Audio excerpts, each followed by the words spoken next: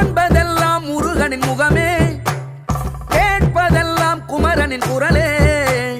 காண்பதெல்லாம் முருகனின் முகமே, கேட்பதெல்லாம் குமரனின் குரலே.